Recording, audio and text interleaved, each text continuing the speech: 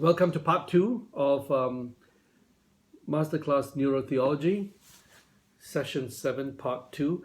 And we start with how the state of original sin became the guilt of individual sin. So we're going to discuss how sin, which was supposed to be a state of being, like being a child or being immature or being imperfect, how did it become a guilt? We have in the 11th century, St. Anselm of Canterbury, one of the most influential early medieval theologians around. Mm-hmm. And typically, when you talk about medieval theology, you want to mention the three A's: Augustine, Anselm, and Aquinas. These are the three big ones. There's a fourth A that's not mentioned a great deal, but his influence surpasses his fame, and that is Abelard, or sometimes called Peter Abelard. But in any case, let's focus on the second guy, Anselm.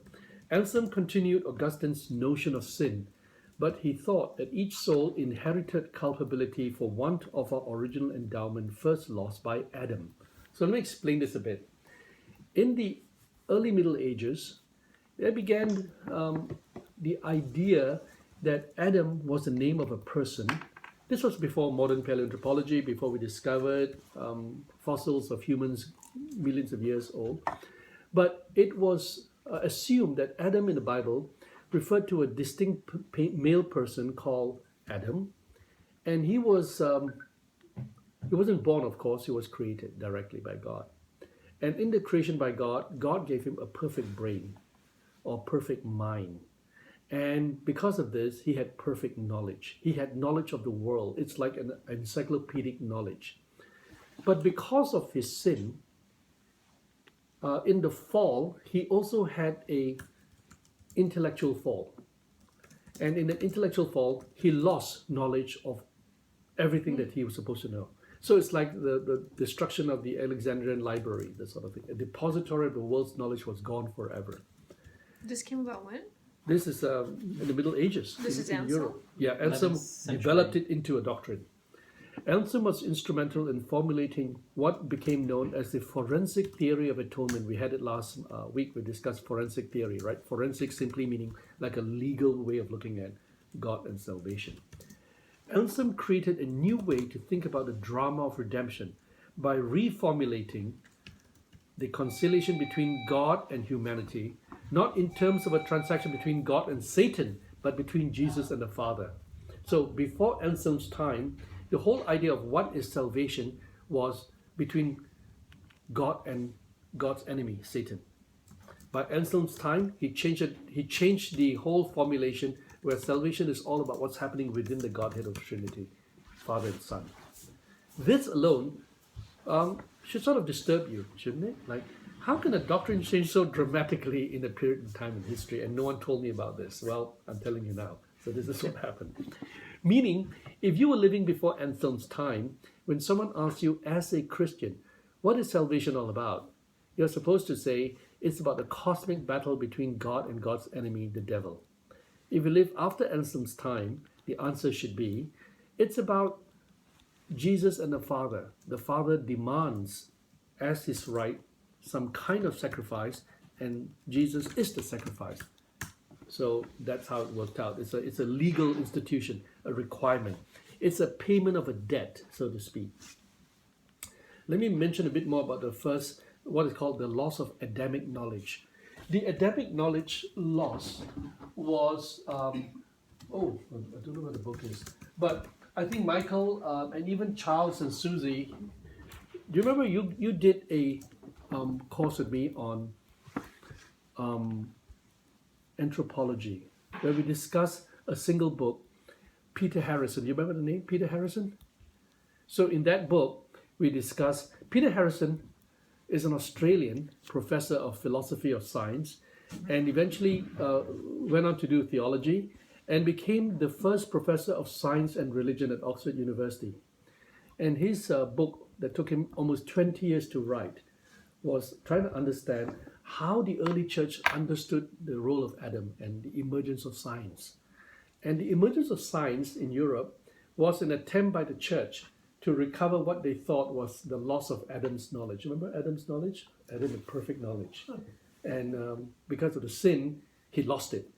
And that knowledge was either returned to the devil or the knowledge was lost forever. And all of science is a recovery of that knowledge. I'm looking for it now. The Fall of Man in the Foundation of Science. Okay. I think Constance also did that. Let me put this out so that Chris can have a look at it. Chris Ong.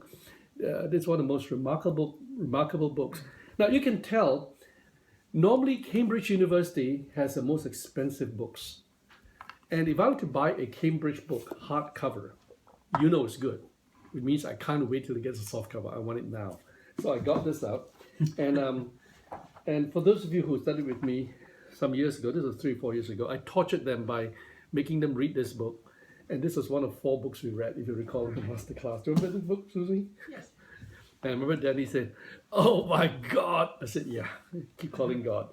You're supposed to do that." Okay, so Peter Harrison was one of the first historians of science and theology to identify this. And he took a lot of work to look for documents and the statements to say the reason there was an expectation of scientific knowledge by the church was because it was already out there. It's not learning new things, it's recovering lost things. Very interesting concept, right? So if we say, well, how do we know about electricity? How do we know about gravity? How do we know about light? Isaac Newton and all that. Well, we knew because God first gave that knowledge to Adam. That idiot sinned and then lost everything. And now we collectively try to recover back. So when we do science in the Christian world in the Middle Ages, especially in England, it was a spiritual act. It was an act to confirm that, in fact, God first gave knowledge to Adam. And you can see it's a tautology. So as they got more successful with science, it confirmed in their minds that their theology was right. It was because it was lost and they're now recovering it. It wasn't discovery of new things. Very interesting idea of being lost. Remember that now? You see, it's not all lost. You will still remember.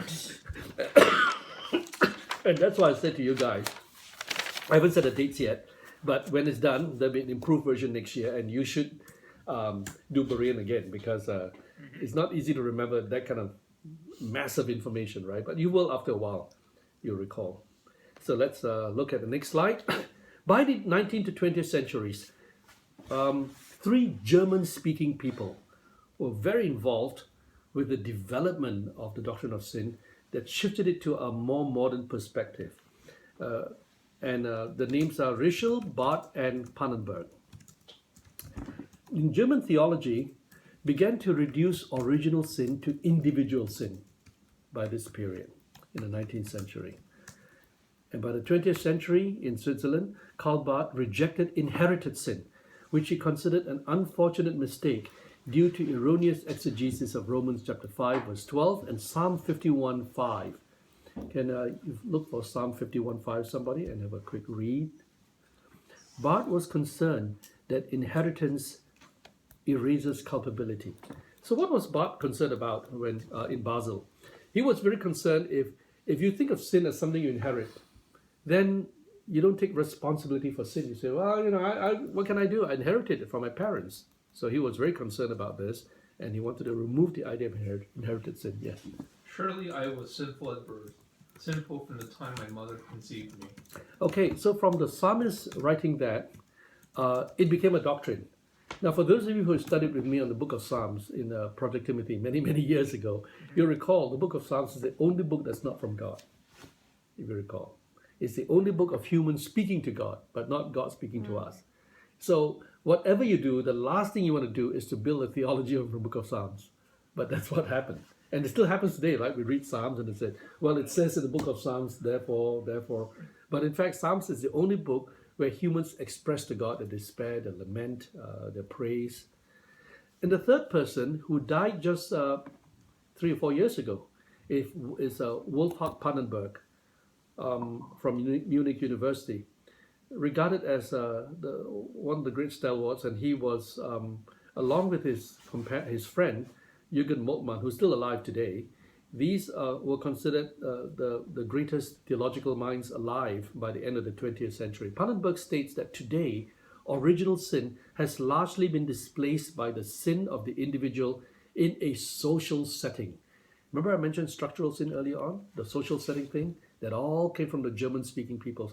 I didn't want to say Germany because before 1871 there was no such country. They were all principalities and states and all that, right? Yeah, you might mention empire, but or the Prussian Empire.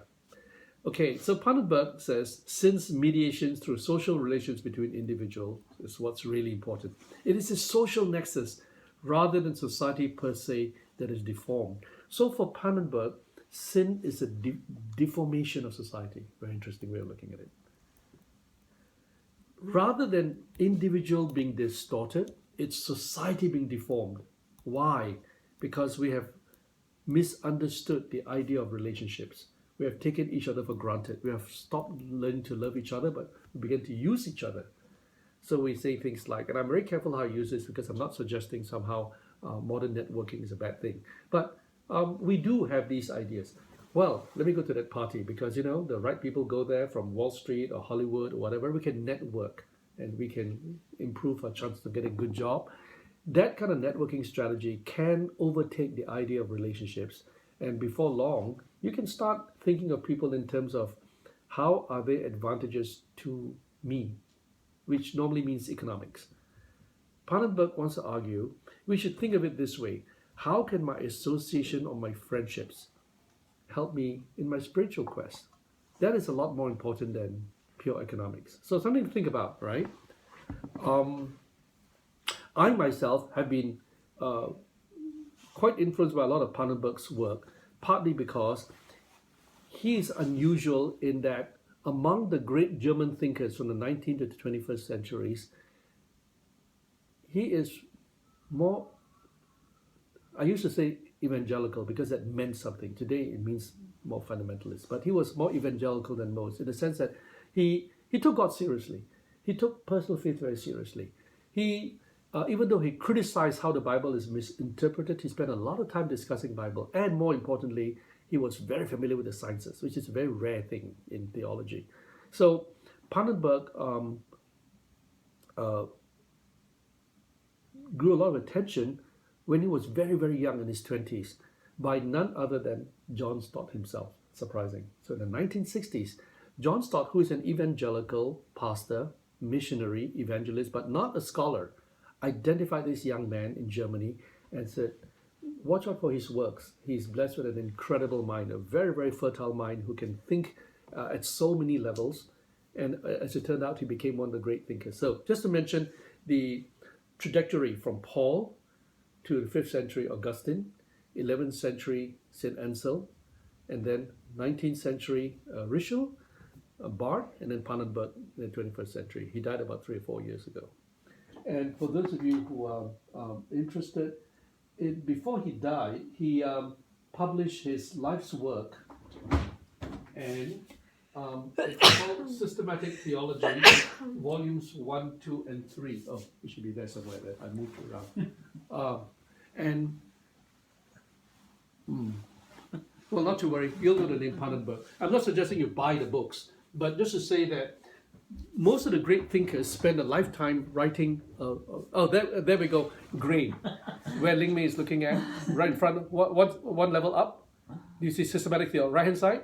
You see the 3 volumes. Yeah. Right. So these are. Oh, let me bring them down. I want to show Chris and Constance so they can have a look at it. Again, if it's hardcover, it means I couldn't wait. So these are the 3 volumes of Pannenberg's Systematic Theology. And today, in modern theology, if you want to do any serious work on theology, you have to familiarize yourself with these works and you have to respond to him. You don't have to like it, you don't have to agree with it. When we say respond, it's almost like in philosophy, if you want to do any real philosophy, you got to respond to Plato and Aristotle because they have thought about the issues. In the time when you could think about issues, when it was a lot simpler. But anyway, so these are the systematic works of Wolfhard Pannenberg, just so you know. And he brings us to the modern idea of sin from a theological perspective. which is different from a church perspective. Now, what's the difference? Rightly or wrongly, I don't know where the fault lies. Theologians have not spoken much to the church, and churches have not sought out theological thinking. So because of that, there's been a stagnation of ideas and thoughts, and many sermons have become repetitions of 400-year-old ideas. Basically, that's what's happened. So all the things you're discussing today, it seems strangely not mentioned, as Michael said, in the church. And the reason is not any particular individual's fault. I think the pressure of church growth movement led to a lot of this too. Your incentivization, what you're incentivized to do. Now, we're going to come to probably, I regard as the most interesting part of this section of the dissertation, but also some challenging bits. This is called the free will and free won't ideas of the great Benjamin Libet. So here's a quick history. In 1965, Hans Kornhuber reported on experiments he conducted that conscious decisions to act were preceded by an unconscious buildup of a measurable electrical charge in the brain. This buildup came to be called Bereitschaftspotential or readiness potential, discovered in 1964 by him, this guy Hans, about 1 second before the voluntary buildup. If you know a bit about German, you'll know German language is such that you just keep on adding the words to make it longer and longer. Yeah. So just be very patient about it. And in this case, in Bereitschaftspotential, this was an invention of a term that was a discovery of the human brain. Just imagine, 1965, not that long ago, because the human brain was first studied extensively after the Second World War, when there were so many people who survived brain damage that you could, for the first time, study that. That was followed by the Second World War, and of course, the Korean War, where a lot of people came back and they had terrible brain lesions, but they were alive. So for the first time, you can actually study the brain quite a bit. And in the measure of this, Kornhuber was so surprised that when they measured the human brain, they found that before, about 1 second before the human person, the subject says, I decide to do this, the brain started what is called a readiness potential. They began to build up the electrical current, the voltage, high enough so they can send a signal. So here's how it actually works. I don't have a proper model, but let's say these are 2 of the billions of brain cells in the body, and they come very close together and they send neurotransmitters, just a chemical, across the brain to send signal across. They can measure the speed of the movement of these, and they can, and by 1965, they had a very crude measurement. 18 years later, in San Francisco, UC San Francisco, a young scientist, Benjamin Libet, began to follow the experiments with an updated version. And these experiments were called backwards referral in time. It's a very strange experiment. It led him to conclude that the unconscious brain activity leading up to the conscious decision by the subject to flick his or her own wrist began approximately half a second before the subject consciously felt that she had decided to move. So from 1 second to half a second, because the precision was better. In 1965, Kornhuber thought it was 1 second, which is a lot. 1 second is 1,000 milliseconds. But now it's half a second, which is still a lot, by the way, in terms of how the brain functions. It's a lot of time. In the next slide, I'm going to read Libet's own words before he died. He published one of the last books before he died, because after so many years, people were still trying to figure out whether he got it wrong. So he said, do we have free will? I've taken an experimental approach to this question. Freely voluntary acts are preceded by specific electrical change in the brain, called a readiness potential, that begins 550 milliseconds before the act. That's about 0.55 of a second. Human subjects became aware of intention to act about 350 to 400 milliseconds after the readiness potential starts, but 200 milliseconds before the motor act. The motor act simply means the muscles are moving.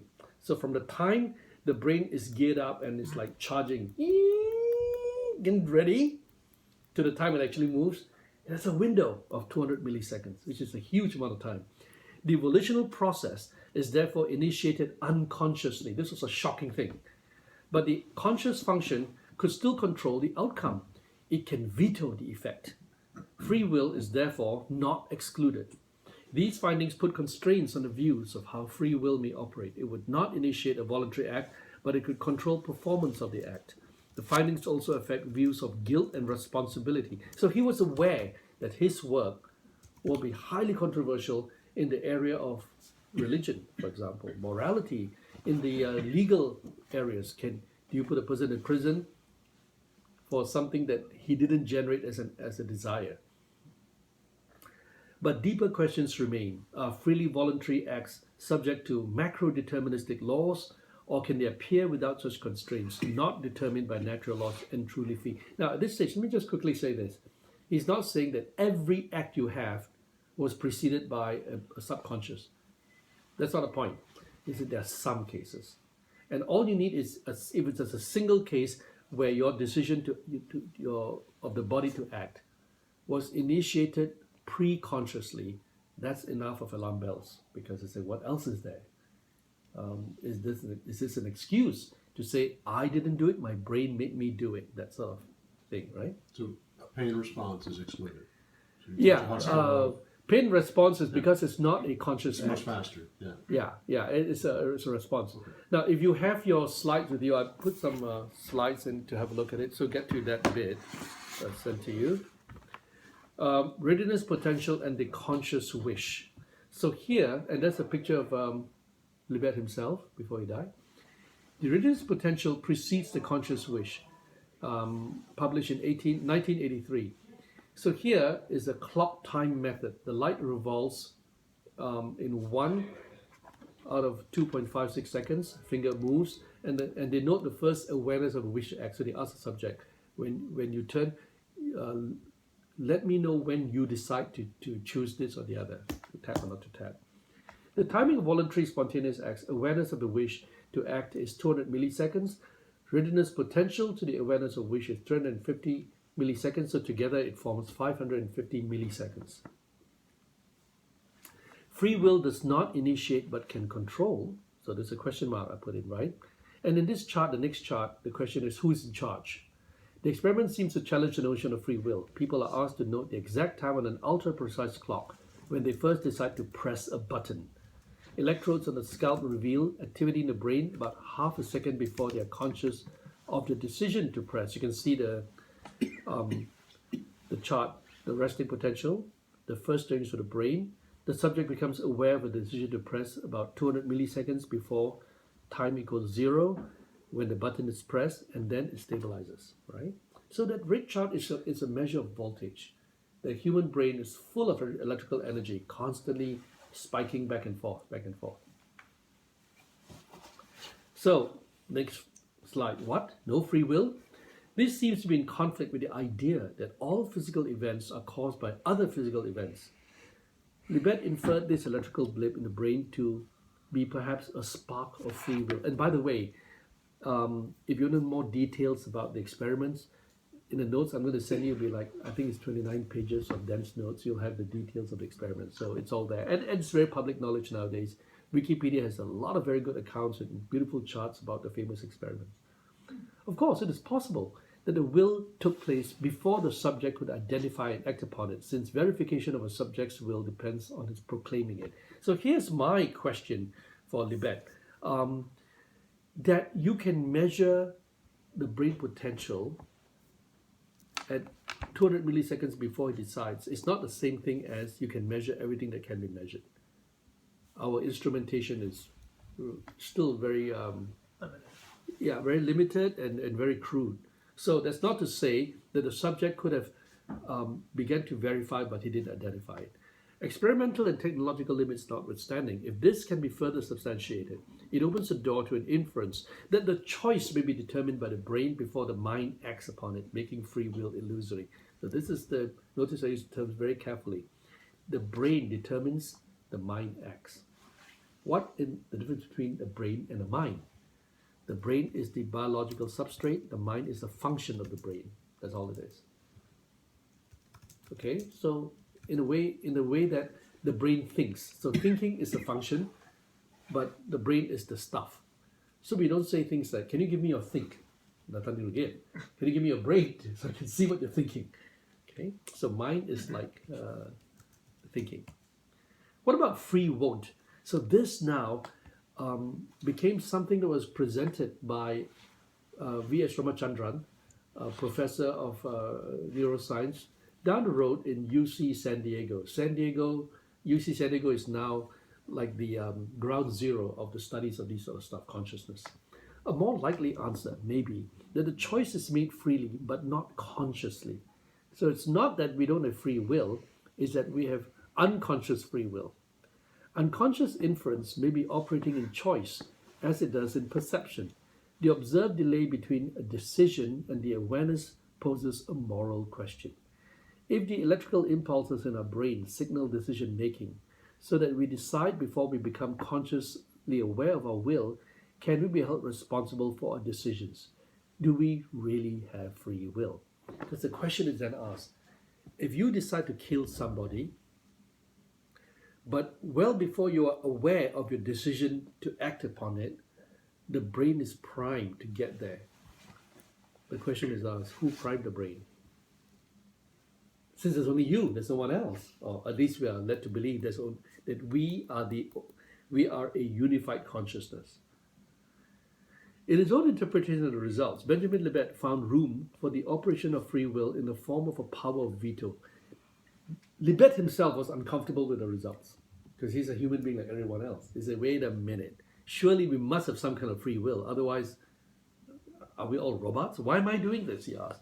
He believes that while we cannot be responsible for our unconscious urges, we can certainly be responsible for our conscious controlled choices. This raises the question, can we be unconscious of our own free will?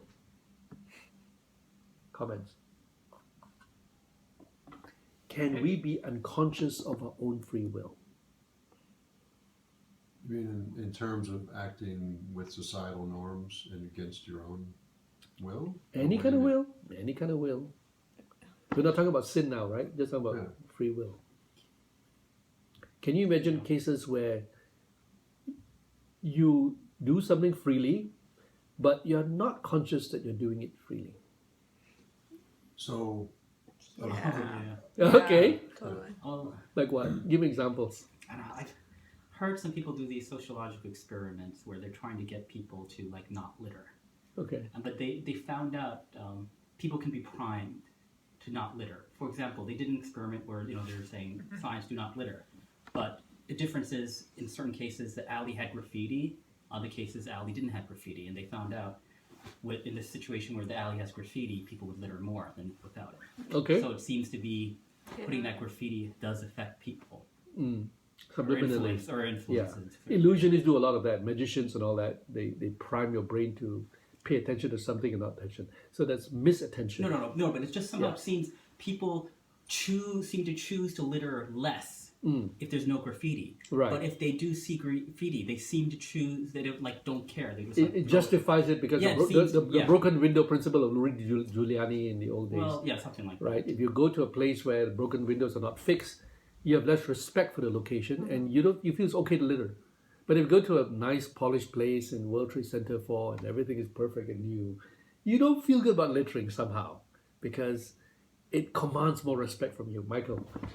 My personal experience, what I found is that if you try to break away from certain habits, it almost like subconsciously you revert back to your own behavior standards. A classic example is let's say one day normally I drive this one particular route to get to a place to work. Right, I take this route.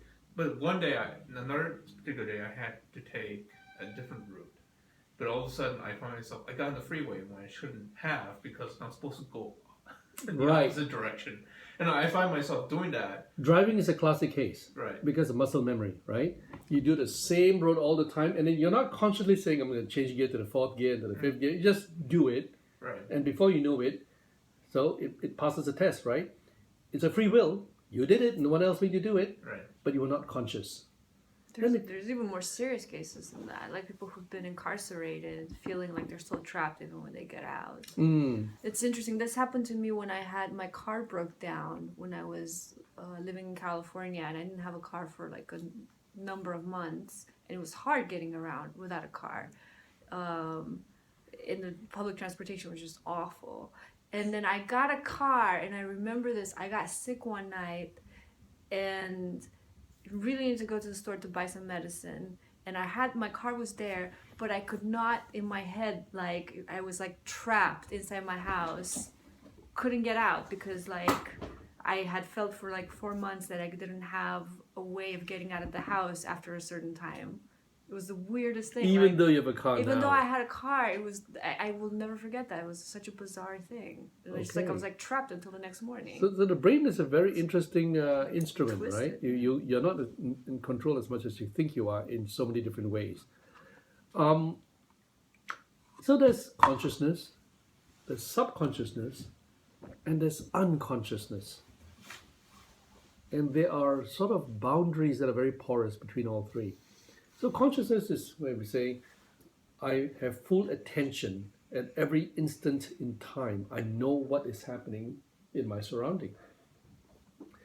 Subconscious could be referring to, until I pay attention specifically, I'm not aware that I'm breathing. I'm not aware that my heart is beating. Well, first of all, I can't do a thing about it. I can't stop my heart beating. I can stop breathing, but I can't stop my heart beating. But I'm not aware until I pay attention to it, which means there are some things that we can be aware, but our brains switch off the attention in order to focus on other attention span. Because if we are aware of everything, we are aware of nothing. It's an overload. And then there's this unconscious. And the unconscious normally refers to dream states or states of trance. So there are several sort of states that psychologists have identified. The most common is a dream state, where you are not awake. So you are. So we ask, is there attention? Yes, attention. But you're conscious of it? No, because it's a different realm of memory. Then you have cases where, due to narcotics or due to music or instrumentation, people go into religious trance, for example. The shamans, the witch doctors, they go into trance, a different state of, altered state of consciousness. You have come across the fire walkers, where they can walk over hot charcoal, right? And they're not particularly hurt, especially in places like Bali and all that. So these are all the various vetoes of the human brain that can affect the biology of the body itself. How we do it, we've been trying to figure out. I don't think there's a consistent resolution to how people fire walk without being burnt. But for our purpose, the veto is the most important thing that Libet talks about. In order to maintain that this veto is an effective conscious function, it must be shown that the origin of the veto is not in the preconscious process, for that would negate its value as a veto. Now, what does that mean? So we have a timeline here, which means you decide to act at time 0. At time 550 milliseconds, the brain prepares you to do something, right? But the veto must not come from the preconscious. The veto must come from the conscious. Otherwise, it's not really a veto. Do you follow that? Mm-hmm. So which means before your brain is aware of what you want to do, it's a preconscious period. Veto doesn't exist there yet. The veto only exists after you're aware of it, but before your muscles act. That is called the window of, I call it the point of no return, PONR. The point of no return, meaning if you miss that window, you can't stop it any longer. It's too late. The signal is gone. The muscles will move. How big is this window of opportunity? It's about 200 milliseconds. Look at the next slide. Libet proposed that control functions do not require specific neural activity or any prior conscious, unconscious process. But one has to be aware in order to veto, which means if let's take a veto as a resistance to temptation. You have to be aware, otherwise it's not really a resistance. It's just another preconscious act acting on another preconscious act, which is kind of a meaningless statement to make, right? The veto has to be a conscious one. And awareness for veto can only take place between the small interval between the conscious awareness and the motor action. Motor action, as I mentioned earlier on, is the point where the brain sends a signal to the muscles, and the muscles contract and act upon it. So just so you know, you have the central nervous system. The bottom part is near our tailbone. It's about 3 feet in length maximally, and up to the brain. And that's the longest distance that the signal has to travel from the brain to the bottom of it, the lumbar region. So normally, the further and away from the bottom and the closer to the top of the brain, the shorter the distance they have to travel. And it makes a huge difference. The shorter the distance, the faster it can travel. But it also means the veto effect is smaller. You have a smaller window of opportunity to say, no, I don't want to do this. Okay? And that's why you say when you have a back injury, depending on which lumbar area is damaged, anything below it, you get paralysis. Now, in terms of this, the awareness of the decision to veto requires unconscious processes, but the content of that awareness, the actual decision to veto, is a separate feature that does not need any preconscious processes. So not only must a veto happen during a conscious period, the origin of the veto effect must not be in a preconscious period, must be in a conscious period, which means what is it that gives a signal to say, I want to stop it? So remember I mentioned earlier on, in all the brain cells, when you have the two cells coming together, very, very close but not touching, and the neurotransmitters will transmit across, there's something called an inhibitor, which is the opposite of the function of a neurotransmitter, in that instead of telling you to do something, it tells you enough, stop doing it.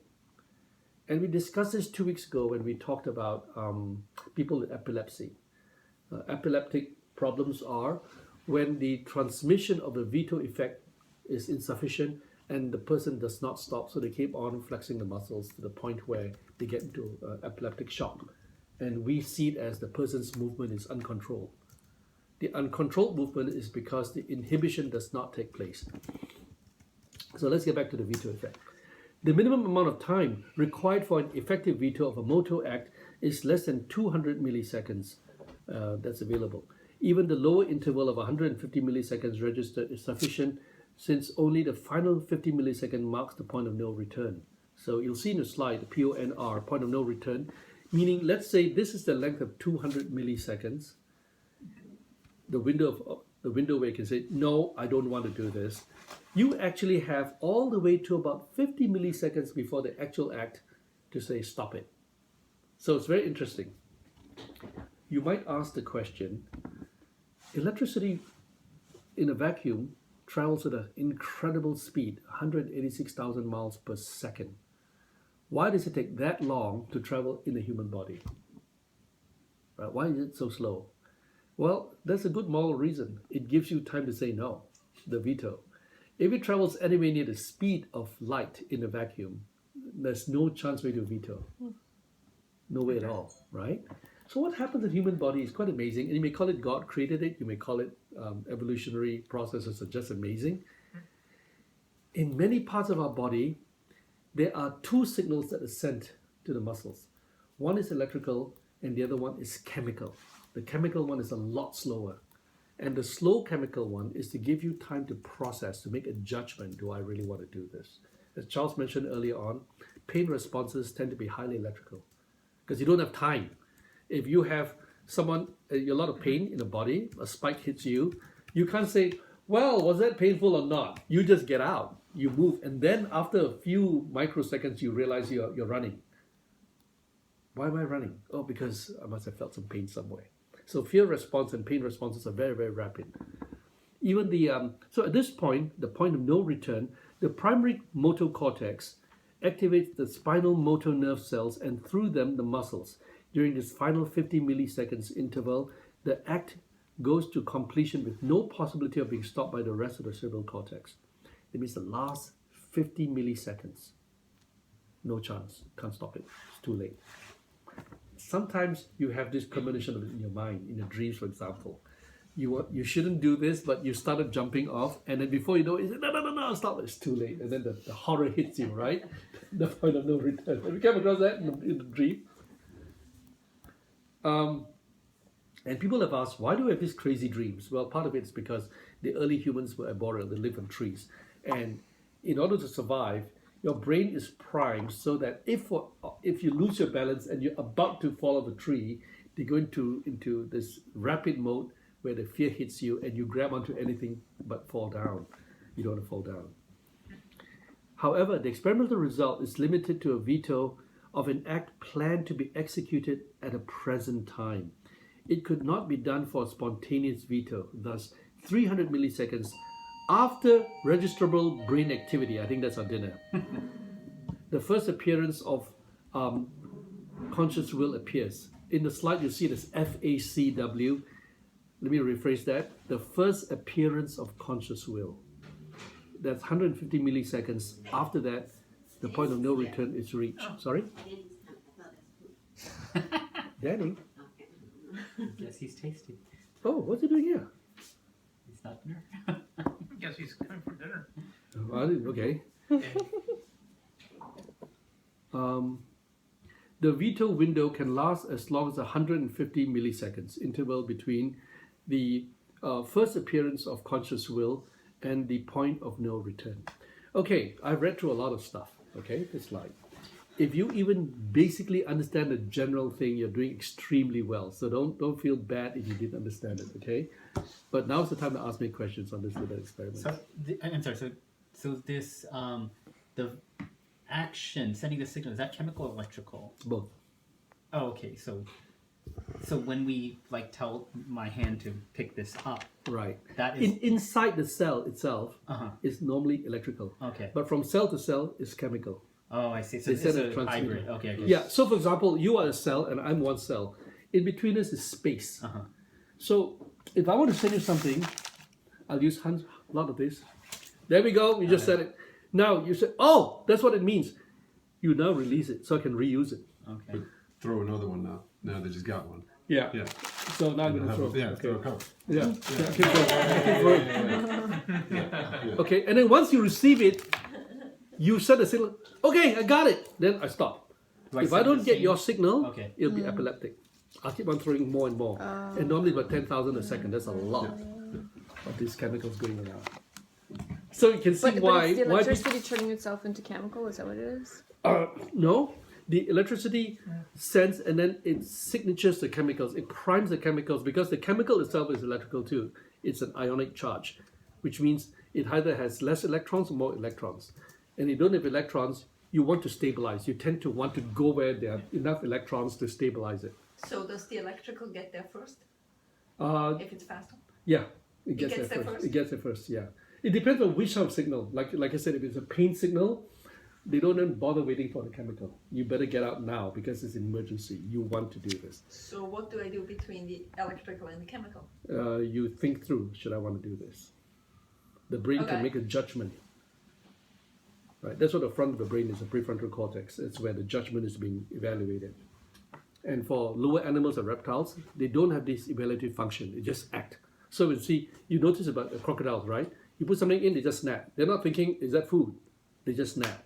And if it's you, well, tough.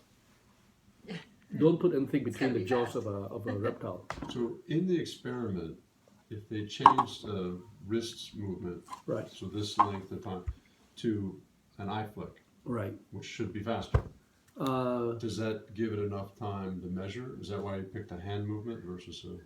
Hand movement is a muscle activity, a strong muscle activity. Muscles Eye is very close to the brain because the eye is part of the brain. It's the only organ we have that is not an organ outside the central nervous system. The eye is part of the brain itself. That's his point. It wouldn't work with the eye. Yeah, so That's what- yeah. Because it's not far enough. So that's why Yeah. you didn't choose the eye. they didn't choose the eye because Right, it's yeah. not a good test. Right. It's not a good test at all. Yeah. Okay. Okay. Good questions. Well, first of all, is this interesting for you guys? Yeah. Oh yeah. It's interesting, right? Yes. But what was your point about the length of you made a point central about nervous system? Central nervous system. How does Yeah. that compound into? The further away from the brain itself, the longer it will take if it's a chemical because there are more cells. But what does that mean? Like I have more. More transportation to get through. Like my leg will. I have more opportunity for free will on my legs versus like my. There's mouth more or chance of a something. veto effect. Is that what that means? Yeah. Literally. Yeah. And you have to jump fiber to fiber. Yeah. Oh. So if you had one very long fiber, that's optimal, but it's also not flexible. That's So right. You want to go fiber, And fiber, the fiber, further away from the starting point, a lot of things can go wrong. For example, if you have MS, right, multiple sclerosis, it means the sheath surrounding it is worn out. Now you're going to lose electrical energy. So by the time it got there, it could give you a wrong message. It weakens the signal. Oh, that's why they can't. What's see that the- about MS? I didn't get that. By the time it gets to the legs and whatever, the message is not strong enough, so they're not stabilized and Because what are the MS people missing? they're missing. There's a sheath that protects the electrical energy so that it's stabilized. On The nerves. And the The nerves. nerve. Yeah, but it's not there. It's damaged, and you can't really fix it. So it's a very sad situation because they're not normally damaged in the mind. The body just has kind of worn out. Okay. Okay.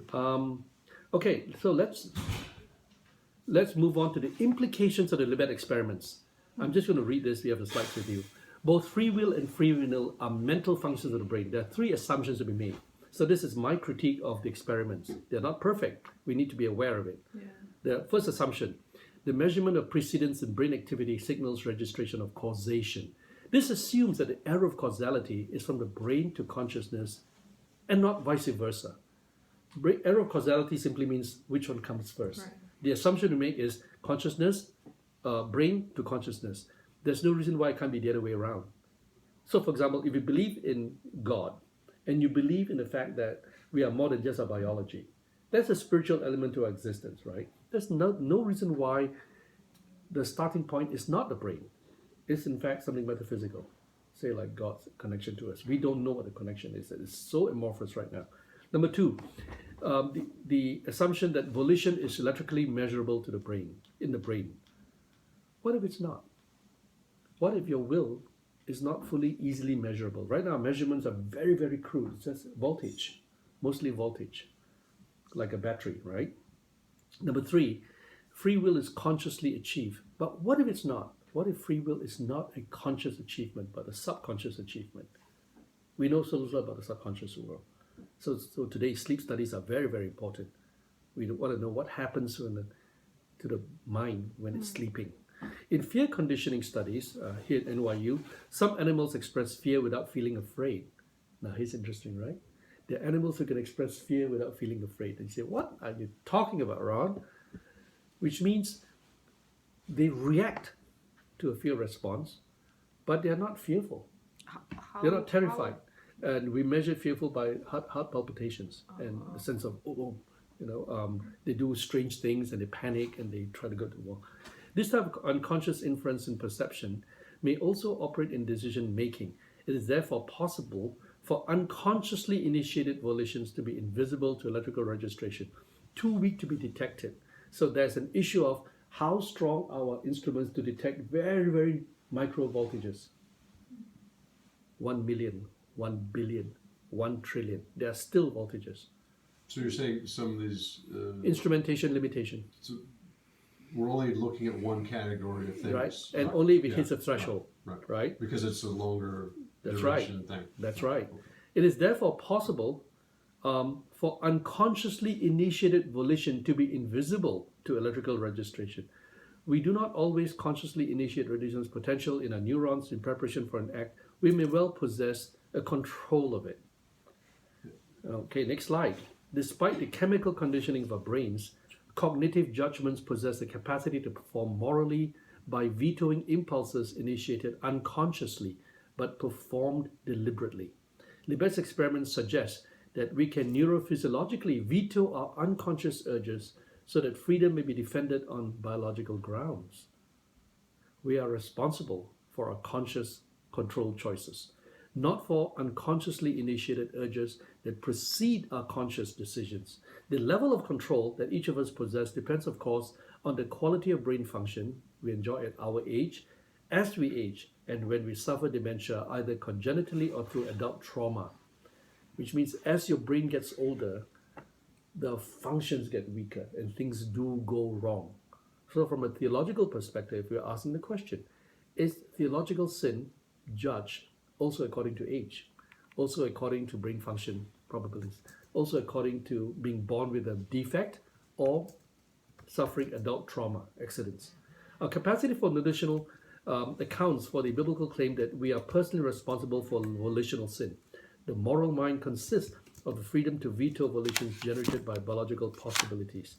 We were made to evolve moral cognition so that we too can possess the capacity for religious belief, and most of all, so that we can receive and give love. So this is the area where eventually we're going to move to next week. We talk about what are the stepping stones in the brain that's required for us to experience love, the final chapter, right?